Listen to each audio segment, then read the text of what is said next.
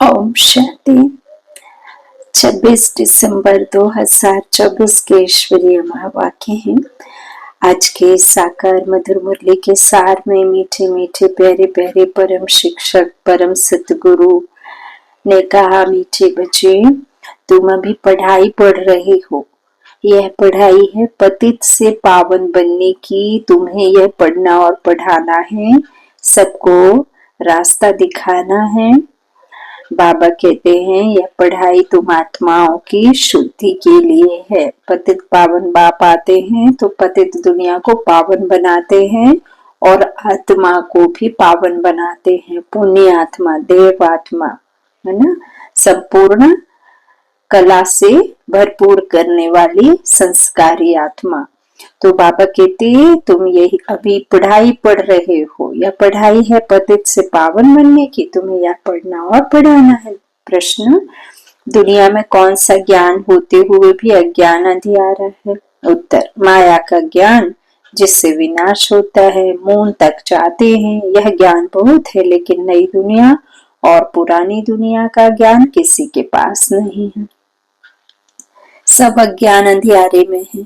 सभी ज्ञान नेत्र से अंधे हैं, क्योंकि किसी के पास में सच्चाई वाला नेत्र, बुद्धि नेत्र, ज्ञान चक्षु कि हम असल में कौन है यह किसको भी पता नहीं है। सब देह को ही समझते और देह के साधनों को ही सच्चाई समझ लेते। सभी ज्ञान नेत्र से अंधे हैं।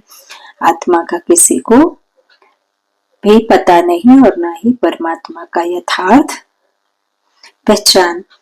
तो तुम्हें अभी ज्ञान का तीसरा नेत्र मिलता है। तुम नॉलेजफुल बच्चे जानते हो, उन्हों की ब्रेन में विनाश के ख्यालात हैं, तुम्हारी बुद्धि में स्थापना के ख्यालात हैं। सभी सोचते हैं कैसे हम लड़ाई करें, कैसे हम मंसूबे तैयार करें जिससे थोड़ी बहुत नहीं पूरा ही राज्य उड़ जाए, पूरा ही देश उड़ जाए। ऐसे बम आदि बनाने का शक्तिशाली पावरफुल, ताकि दोबारा वो हो ही ना। ऐसे देश के लिए, ऐसे विनाश के लिए ख्यालात चलाते रहते हैं। अब ये बम आदि तो यही सोच करके ना बनाते होंगे, इसलिए तो नहीं बनाते होंगे कि दिवाली में पटाखे फोड़ के मजे करेंगे, है ना।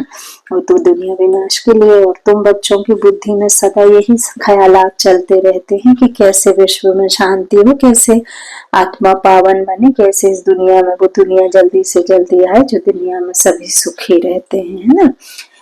ओम शांति। बाप इस शरीर द्वारा समझाते हैं, इनको जीव कहा जाता है, इनमें आत्मा भी है और मैं भी इसमें आकर बैठता हूँ। बाबा कहते ऐसा नहीं है कि इनकी आत्मा इनमें नहीं है। ब्रह्मा बाबा की आत्मा भी और मैं परमात्मा भी इसमें आकर बैठता हूँ। यह तो पहले पहले पक्का होना चाहिए। इनको दादा कहा जाता है। यह निश्चय बच्चों को बहुत पक्का होना चाहिए। इस निश्चय में ही रमण करना है। बरोबर बाबा ने जिसमें परमा पदरामणी ना पदरामणी की है। थोड़ा अजीब सा लेटर है। तो बाबा कहते बरोबर बाबा ने जिसमें पदरामणी की है, वह बाप खुद कहते हैं मैं इनके बहुत जन्मों के अंत में आता हूँ। बच्चों को समझाया गया है, यह है सर्वशास्त्र शिरोमणि गीता का ज्ञान। श्रीमत अर्थात श्रेष्ठ मत। श्री श्री आकर श्री बना, श्री नारायण श्री लक्ष्मी बनाने के लिए मत देते हैं। श्रेष्ठ ते श्रेष्ठ मत है एक भगवान की, जिसकी ही श्रेष्ठ मत से तुम देवता बनते हो। बाप खुद कहते हैं मैं आता ही तब हूँ जब तुम भ्रष्ट मत पर पतित बन जाते हो। मनुष्य से देवता बनने का अर्थ भी समझना है। विकारी मनुष्य से निर्विकारी देवता बनाने बाप आते हैं। सतयुग में मनुष्य ही रहते हैं परंतु दैवी गुण वाले। अभी कलयुग में है सभी आसुरी गुण वाले हैं। सारी मनुष्य सृष्टि परंतु यह है ईश्वरीय बुद्धि और वह है आसुरी बुद्धि। यहाँ है ज्ञान, वहाँ है भक्ति। ज्ञान और भक्ति भक्ति अलग अलग है। भक्ति की पुस्तक कितने ढेर की ढेर हैं, ज्ञान का पुस्तक एक है, एक ज्ञान सागर की पुस्तक एक ही होना चाहिए। बाबा कहते हैं भक्ति की तो कितने पुस्तक आदि हैं, मंत्र अंत्र कितना कुछ सामग्री फैली रखी है, लेकिन ज्ञान का पुस्तक कौन है? ज्ञान सागर बाप, और एक के द्वारा ही ज्ञान देते हैं। तो बाबा कहते ज्ञान का सागर की पुस्तक एक ही होना चाहिए। जो भी धर्म स्थापन करते हैं उनका पुस्तक भी एक ही होता है, जिसको रिलीजियस बुक कहा जाता है। पहली रिलीजियस बुक है गीता। पहला आदि सनातन देवी देवता धर्म है, ना कि हिंदू धर्म। मनुष्य समझते हैं गीता से हिंदू धर्म स्थापन हुआ। गीता का ज्ञान श्री कृष्ण ने दिया। कब दिया? परंपरा से। कोई शास्त्र में शिव भगवानुवाच तो है नहीं। तुम अभी समझते हो इस गीता ज्ञान द्वारा ही मनुष्य से देवता बने हैं, जो बाप अभी हमें दे रहे हैं। इसको ही भारत का प्राचीन राजयोग कहा जाता है, जिस गीता में ही काम महाशत्रु लिखा हुआ है। इस शत्रु ने ही तुम्हें हार खिलाई है। बाप इस पर ही जीत पहनाकर जगत जीत विश्व का मालिक बनाते हैं। बेहद का बाप बैठ इन द्वारा तुमको पढ़ाते हैं। वह है सभी आत्माओं का बाप, फिर है सभी मनुष्य आत्माओं का बेहद का बाप। नाम ही है प्रजापिता ब्रह्मा। तुम किससे पूछ सकते हो कि ब्रह्मा के बाप का नाम क्या है? तो मूंछ पड़ेंगे। ब्रह्मा विष्णु शंकर, इन तीनों का बाप कोई होगा ना, ब्रह्मा विष्णु शंकर का। तो ब्रह्मा विष्णु शंकर सूक्ष्म वतन में देवताएं हैं, उनके ऊपर में है शिव। बच्चे जानते हैं शिव बाबा के जो बच्चे आत्माएं हैं, उन्होंने शरीर धारण किया है। वह तो सदैव निराकार परम पिता परमात्मा है। आत्मा ही शरीर द्वारा कहती है परम पिता। कितनी सहज बात है। इनको कहा जाता है अल्प और बे की पढ़ाई कौन पढ़ाते हैं? गीता का ज्ञान किसने सुनाया? श्री कृष्ण को तो भगवान कहा नहीं जाता, यह तो देहधारी है। जन्म मरण में आने वाले किसी को भी भगवान कह न सके और उनके पास ज्ञान हो भी ना सके, क्योंकि जो जन्म मरण में आते हैं उनका ज्ञान घिस जाता है। ज्ञान सागर बाप जब ज्ञान देते हैं तो आधे कल्प की राजाई वो मनुष्य से देवता बन प्राप्त करते, प्रारब्धि प्राप्ति भोगते। उसके बाद वापस रावण के राज्य में आ जाते, कामचिता पर बैठ आत्माएं काली हो जाती हैं और फिर वो मनुष्य कहलाने लग जाते हैं। तो बाबा कहते हैं जो दुर्गति में जाता है वो कभी सदगति दे ना सके, सदगति करा ना सके। तो एक ही ज्ञान का सागर है जो दुर्गति में होता नहीं, दुर्गति में जाता नहीं। वही सुख देने वाला है, वही दुख हरने वाला है। संसार को सुख देने वाला है। मुक्ति जीवन मुक्ति दाता, जिसको कभी भी किसी प्रकार से आत्मा में लेप गंदे लगते नहीं।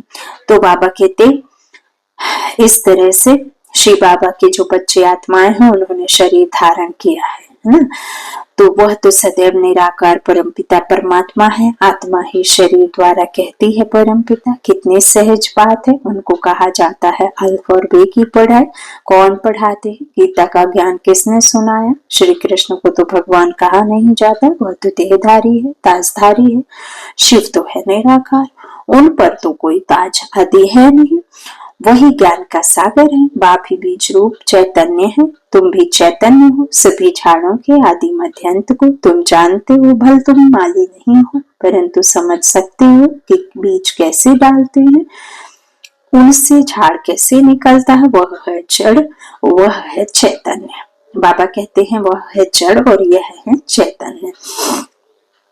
जो हद में सीड अंदर जमीन में बीज डाला जाता है वो जड़ है बाबा कहते हैं, लेकिन जो मनुष्य रूपी सृष्टि झाड़ का बीज रूप में परमात्मा है, चैतन्य है ना। तो उनके में ज्ञान भरा हुआ है। तो बाबा कहते हैं कि किस तरह से ये भी तुम जानते हो। तो तुम भी चैतन्य हो, आत्माएं हो ना, सभी झाड़ों के आदि मध्य अंत को तुम जानते हो। परमात्मा ने आके हमें बताया तो फिर हम जान गए। भले तुम माली नहीं हो परंतु समझ सकते हो कि बीज कैसे डालते हैं, उनसे झाड़ कैसे निकलता है, वो है जड़, यह है चैतन्य। आत्मा को चैतन्य कहा जाता है। तुम्हारी आत्मा में ही ज्ञान है और किसी आत्मा में ज्ञान हो नहीं सकता। तो बाप चैतन्य मनुष्य सृष्टि का बीज रूप है। यह चैतन्य क्रिएशन है। कौन? परमात्मा के जो ब्रह्मातन का आधार लिया, तो यह चैतन्य क्रिएशन है। इनके द्वारा क्रिएट करा रहे हैं नई दुनिया के, है ना। तो वह सभी हैं जड़ बीज। ऐसे नहीं कि जड़ बीज में कोई ज्ञान है, यह तो है चैतन्य बीज रूप। उनमें सारे सृष्टि की नॉलेज है, झाड़ की उत्पत्ति, पालना, विनाश का सारा ज्ञान उनमें है।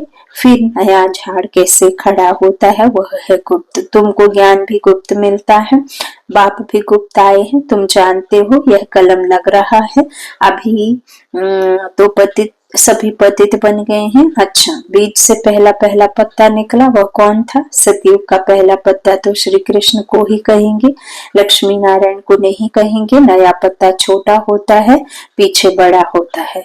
तो इस बीज की कितनी महिमा है, यह तो चैतन्य है ना। बल दूसरे भी निकलते हैं, धीरे धीरे उन्हों की महिमा कम होती जाती है। अभी तुम देवता बनते हो, तो मूल बात है हमको दैवी गुण धारण करने हैं। इन जैसा बनना है। चित्र भी है, यह चित्र ना होते तो बुद्धि में ज्ञान कैसे आता, क्योंकि हमने तो देह रूपी चित्र ले रखा है। तो चित्र को चित्र के द्वारा ही समझ सकते हैं, समझा सकते हैं। इसलिए परमात्मा ने अपनी मत से फिर ये सब चित्र बनवाए हैं। यो तो बीज रूप परमात्मा विचित्र है और आत्मा सुनने वाली भी विचित्र है। लेकिन बाबा कहते हैं तुम देह में हो तो तुम जैसे ही मुझे भी देह लेना पड़े और समझाने के लिए, फिर समझने के लिए चित्र भी बनवाने पड़े। तो बाबा कहते हैं नहीं तो फिर कैसे समझ में आएगा। तो यह चित्र बहुत काम में आते हैं। भक्ति मार्ग में इन चित्रों की पूजा होती है ना। जो बाबा कहते हैं कि देखो अभी जो चैतन्यता में नहीं है उनकी पूजा हो रही है ना, और ज्ञान मार्ग में तुमको इन्हों से ज्ञान मिलता है। तो बाबा कहते हैं कि इन जैसा बनना है। भक्ति मार्ग में ऐसा नहीं समझेंगे कि हमको ऐसा बनना है। भक्ति मार्ग में मंदिर आदि कितने बनवाते हैं, सबसे जास्ती मंदिर किसके होंगे? जरूर शिव बाबा के ही होंगे। फिर उनसे बाद क्रिएशन के होंगे। पहली क्रिएशन ये लक्ष्मी नारायण है, तो शिव के बाद इनकी पूजा जास्ती होगी। द्वापर में जब बाबा कहते हैं आत्माएं आती हैं देह लेकर के मनुष्य योनि में, काम चिता पर बैठ, बाबा कहते हैं जब नीचे गिर जाते हैं, कलाएं कम हो जाती हैं, तो बाबा कहते हैं फिर काम वासना में आते हैं। तो काम क्रोध मोह लोभ अहंकार उधर से शुरू हो जाता है, एकदम जास्ती नहीं गिरते। और सबसे पहले बाबा कहते हैं व्यभिचारी भक्ति, महाव्यभिचारी भक्ति होती है जिसमें शिवालय ही बनते हैं, क्योंकि कहीं ना कहीं भासना रहती है कि हमें बनाने वाले भगवान शिव हैं। तो फिर सबसे पहले वही मंदिर आदि बनते, उसके पीछे फिर और बनते हैं। बाद में फिर बाबा कहते पहले जास्ती तो शिव की पूजा होती, उसके बाद और की जास्ती होगी। माताएं तो ज्ञान देती हैं, उनकी पूजा नहीं, तो वह तो पढ़ती हैं। तुम्हारी पूजा अभी नहीं होती है क्योंकि तुम अभी पढ़ रहे हो। जब तुम पढ़कर अनपढ़ बनेंगे फिर पूजा होगी। अभी तुम देवी देवता बनते हो। सतयुग में बाप थोड़ी ही पढ़ाने जाएगा, वहां ऐसी पढ़ाई थोड़ी ही होगी। यह पढ़ाई पतितों को पावन बनाने की है। तुम जानते हो हमको जो ऐसा बनाने की बनाते हैं उनकी पूजा होगी, फिर हमारी भी पूजा नंबरवार होगी। फिर गिरते गिरते 5 तत्वों की भी पूजा करने लग पड़ते हैं। अभी तो देखो पेड़ पौधों की सबकी, चांद सूरज तारों की सबकी पूजा कर लेते हैं। तो कोई छोटा सा पत्थर उठा के किसी वृक्ष के नीचे रख दिया, उस पर कभी देख लिया लाल धागा, तो और लोग आकर के बांध देंगे, ना जाने क्या क्या करते। तो बाबा कहते देखो पूजा करने लग पड़ते। फिर पीछे से 5 तत्वों की पूजा, माना पतित शरीर की भी पूजा होती है। तो पतित शरीर कैसे? जो अभी गुरु महात्मा है उनके चरणों को धो के पी रहे हैं, तो ये भूत पूजा हुई। 5 तत्वों से बने उस पुतले की पूजा। तो बाबा कहते 5 तत्वों की पूजा माने पतित शरीर की पूजा। यह बुद्धि में ज्ञान है कि इन लक्ष्मी नारायण का सारी सृष्टि पर राज्य था। इन देवी देवताओं ने राज्य कैसे और कब पाया यह किसको पता नहीं है। लाखों वर्ष कह देते हैं, लाखों वर्ष की बात तो किसकी बुद्धि में बैठ ना सके, इसलिए कह देते यह परंपरा से चला आता है। अभी तुम जानते हो देवी देवता धर्म वाले और धर्मों में कन्वर्ट हो गए हैं। जो भारत में वह अपने को हिंदू कह देते हैं, क्योंकि पतित होने कारण देवी देवता कहना शोभता नहीं। परंतु मनुष्य में ज्ञान कहाँ, देवी देवताओं से भी ऊंचा टाइटल अपने पर रख पाते हैं। पावन देवी देवताओं की पूजा करते, माथा झुकाते हैं, परंतु अपने को पतित समझते थोड़े ही हैं। मंदिर में भला आरती गाएंगे मैं मोर खलकामी और कहेंगे कि बाबा आओ मुझे पावन बनाओ, तन मन धन सब कुछ है तेरा। लेकिन बाबा कहते हैं कोई कह दे कि तुम नीच हो, पापी हो, तो लड़ाई हो जाए। भारत में खास कन्याओं को कितना नमन करते हैं, कुमारों को इतना नहीं करते। मेल से ज्यादा फीमेल को नमन करते हैं। आप देख सकते हैं कि बहनों के पैर छूना, माताओं के पैर छूना, इस तरह से सिर्फ पत्नी है जो ससुराल में जाकर के सबके, लेकिन फिर भी हर घर में मायके में सभी उस बच्ची के पैर छूते हैं, भले फिर वो विवाहित हो।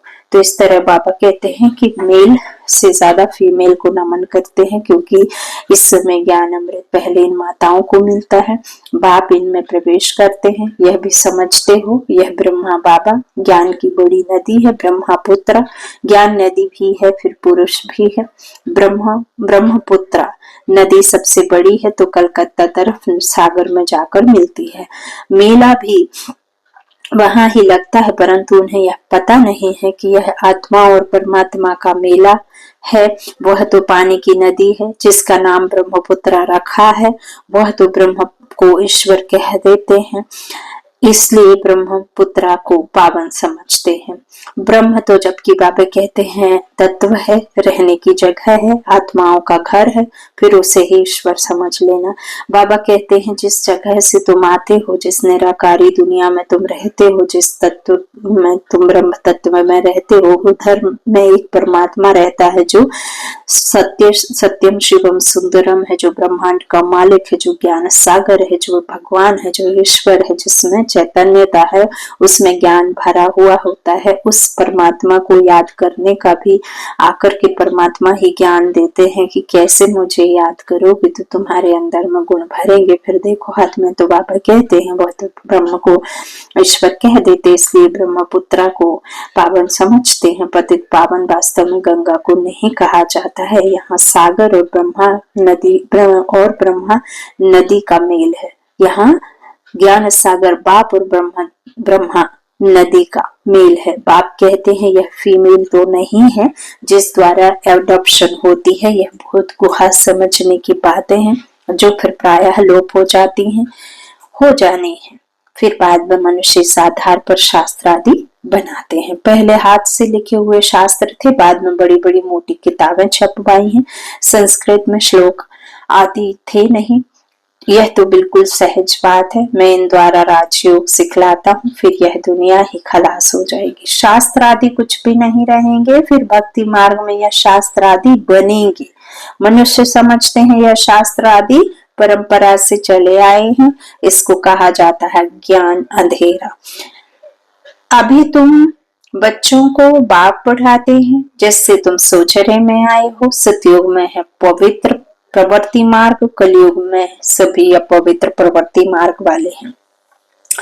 यह भी ड्रामा है। बाद में है निर्वृत्ति मार्ग, जिसको संन्यास धर्म कहते हैं। जंगल में जाकर रहते हैं, वह है हद का संन्यास। रहते तो इस पुरानी दुनिया में, अभी तुम जाते हो नई दुनिया में।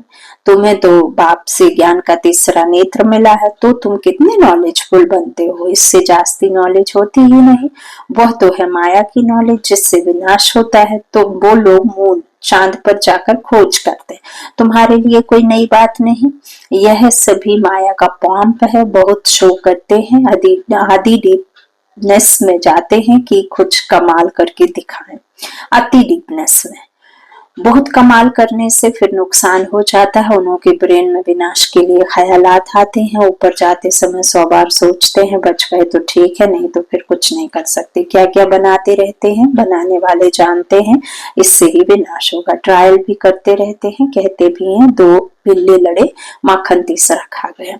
कहानी तो छोटी है परंतु खेल कितना बड़ा है। नाम इन्हों का ही बाला है, इन द्वारा ही विनाश की नोंद है। कोई तो निमित्त बनता है ना। क्रिश्चियन लोग समझते हैं पैराडाइज था, पर हम नहीं थे। इस्लामी बौद्धी भी नहीं थे, फिर भी क्रिश्चियन लोगों की समझ अच्छी है। भारतवासी कहते हैं देवी देवताओं द्वारा लाखों वर्ष पहले था, तो बुद्धू ठहरे ना। बाप भारत में ही आते हैं, जो महान भी समझ है उन्हें ही महान ते महान समझदार बनाते हैं, परंतु फिर भी याद रहे तब। बाबा तुम बच्चों को कितना सहज करके समझाते हैं, मुझे याद करो तो तुम सोने का बर्तन बन जाएंगे, तो धारणा भी अच्छी होगी। याद की यात्रा से ही बाप को देंगे, मुरली नहीं सुनते तो ज्ञान रफू चक्कर हो जाता है। बाप तो रहम दिल होने के नाते उठने की युक्ति बतलाते हैं, अंत तक भी सिखलाते ही रहेंगे। अच्छा आज भोग है, भोग लगाकर जल्दी वापस आ जाना, बाकी बैकुंठ में जाकर देवी देवताओं आदि का साक्षात्कार करना यह सब फालतू है, इसमें बहुत महीन बुद्धि चाहिए। बाप इस रथ द्वारा कहते हैं मुझे याद करो, मैं ही पतित पावन तुम्हारा बाप हूँ, तुम्हें सिखाऊं, तुम्हीं से बैठूं, तुम्हीं संग बैठूं। बाबा कहते यह यहाँ के लिए है, ऊपर में कैसे होगा, वहां तो शरीर नहीं होगा, तो बाप संग कैसे बैठेंगे। बिना शरीर के किसी भी प्रकार से परमात्मा से मिलन हम मना न सके। इस देह के द्वारा ही मन बुद्धि के विमान में बैठ करके रियलाइज कर सकते हैं, उस दिव्य चक्षु से उस परमात्मा से मिलन मना सकते हैं। बाकी ऐसा नहीं है कि ऊपर जाकर के बाबा कहते हैं बैठे, कैसे बैठेंगे। अच्छा मीठे मीठे सिकिले थे बच्चों प्रति माता पिता बाप दादा का याद प्यार और गुड मॉर्निंग। रूहानी बाप की रूहानी बच्चों को नमस्ते। हम रूहानी बच्चों की रूहानी माता पिता बाप दादा को याद प्यार और गुड मॉर्निंग। शुक्रिया बाबा शुक्रिया। धारणा के लिए मुख्य सार है। पहला बाबा ने कहा बाप इस दादा में प्रवेश हो, हमें मनुष्य से देवता अर्थात विकारी से निर्विकारी बनाने के लिए गीता का ज्ञान सुना रहे हैं। इसी निश्चय में रमण करना है, श्रीमत पर चलकर श्रेष्ठ गुणवान बनना है। याद की यात्रा से बुद्धि को सोधने का बर्तन बनाना है। ज्ञान बुद्धि में सदा बना रहे उसके लिए मुरली जरूर पढ़नी व सुननी है और सुनानी भी है। जो भी संबंध संपर्क में आते हैं उनसे विचार सागर मंथन मुरली का करें। अकेले में बाबा से बातें, सबके साथ में बाबा की बातें। हजारों बातें करनी है लेकिन सिवाय परमात्मा के किसी से नहीं करनी है, ये अपने में याद रखो। वरदान बाबा ने दिया अपने पोजीशन की स्मृति द्वारा माया पर विजय प्राप्त करने वाले निरंतर योगी भव। जैसे स्थूल पोजीशन वाले अपनी पोजीशन को कभी भूलते नहीं, ऐसे आपका पोजीशन है मास्टर सर्वशक्तिमान। इसे सदा स्मृति में रखो, रोज अमृत वेले स्मृति को इमर्स करो तो निरंतर योगी बन जाएंगे और सारा दिन उसका सहयोग मिलता रहेगा। फिर मास्टर सर्वशक्तिमान के आगे माया आ नहीं सकती। जब आप अपनी स्मृति की ऊंची स्टेज पर रहेंगे तो माया चींटी को जीतना सहज हो जाएगा। स्लोगन आत्मा रूपी पुरुष को श्रेष्ठ बनाने वाले ही सच्चे पुरुषार्थी हैं। आत्मा रूपी पुरुष को श्रेष्ठ बनाने वाले ही सच्चे पुरुषार्थी हैं। अच्छा ओम शांति।